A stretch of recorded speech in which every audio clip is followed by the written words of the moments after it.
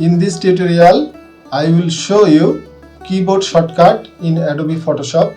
So let's dive into this. You can access keyboard shortcut from here. This is edit menu and this is keyboard shortcut, which shortcut is Alt Shift Ctrl plus K in Windows. So I am accessing it. You can see this is the keyboard shortcuts and menus dialog box. So first of all, this is keyboard shortcut menu and this is menus. I am firstly shortcut for task spaces. Task spaces, this is select and mask. You can see quick selection to all the task select and mask tools. This is content aware fill tool. These are neural filters tool. You can see if I am enlarge the selection section, then you can see this is quick selection tool, which shortcut is W, but you can change it to anything. Just delete it and see I am pressing B. I am pressing B from keyboard, and now when I am selecting, I am clicking its accept, you can see its shortcut also is B, but here is also brush tool, so this is conflicting. So I am again making it W and accepting it.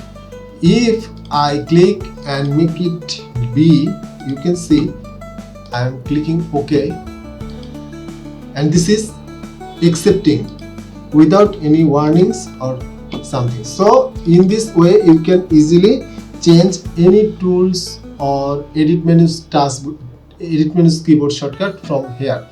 So I am also showing you, this is application menus. You can see these are the application menus. This is file.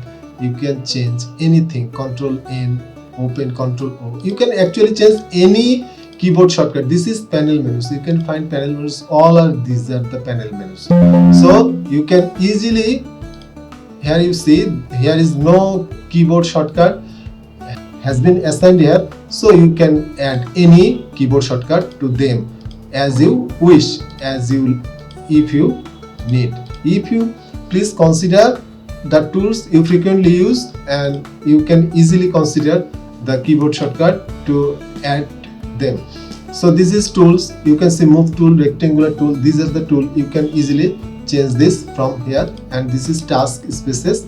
You can change from here.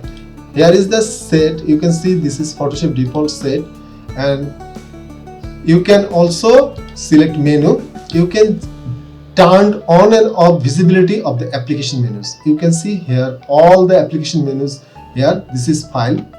This is file and new.